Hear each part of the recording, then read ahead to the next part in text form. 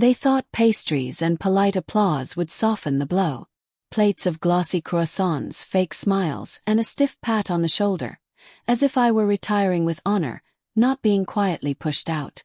His father wouldn't even meet my eyes. He just muttered, "You've done a lot for the firm, but we're moving in a fresher direction." Fresh. That was the word. And then she walked in. Bright white smile, nails clicking against the table like a metronome counting down. My husband's poker buddy's daughter. No track record, no expertise.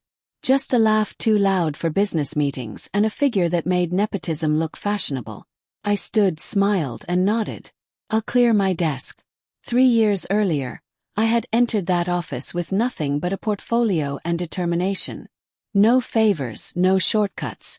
Just a relentless drive to take on the clients no one else wanted. I turned volatile executives into loyal partners. I saved failing accounts with late-night calls and strategy decks drafted in ER waiting rooms. His father admired me, until I became inconvenient, until bloodlines mattered more than results. And when I looked across the table, even my husband just shrugged. "It's not personal," he said. "But betrayal is always personal. Comes from the ones who know exactly where your weak spots are." It wasn't the job itself.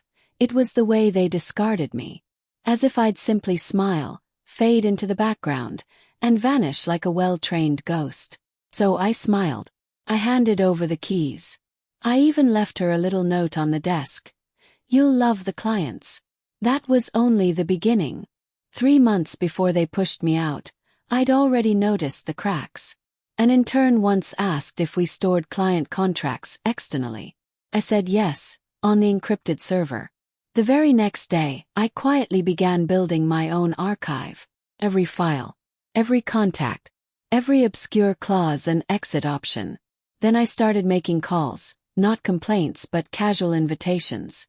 Coffee chats, friendly updates, testing the water. "If I left, would you follow?" Most said yes. Some hesitated. A few told me directly, "Let us know where you land." I did land. I just didn't announce when. The day after she took my chair, the largest account, the one worth 8 figures and a temper like live explosives, called. I knew they would. I'd scheduled the meeting before I walked out. She panicked, staring at the screen as termination notices poured in. She hadn't noticed Clause 7C, the dependency clause. Their loyalty was to me, not the firm.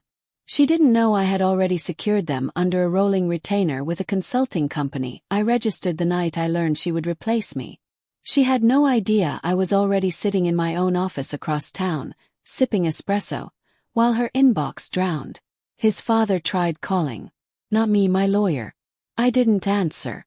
But my husband, my ex now, showed up at my door. Tie loosened, regret soaking through his shirt. "They're saying you engineered this," he said. I tilted my head. "No, they engineered it. I just stayed long enough to enjoy the encore." He looked smaller than I remembered. Quieter. "You're burning everything down." I laughed once, sharp and clean. "No, already did. You just didn't smell the smoke until now." She lasted a week. 7 days of hemorrhaging clients and frantic phone calls before her father yanked her out like a blown fuse. Then came the begging. They asked me back. Offered triple. I refused. Instead, I kept the clients that mattered and launched a boutique firm with my name on the door. Not his. Not theirs. Now, when people ask what happened, I smile. I left, I say. And it's true. I left with the clients. I left with my reputation. I left with silence sharpened into strategy. They gave away my chair. So I built my own table. And now, they're the ones asking for a seat.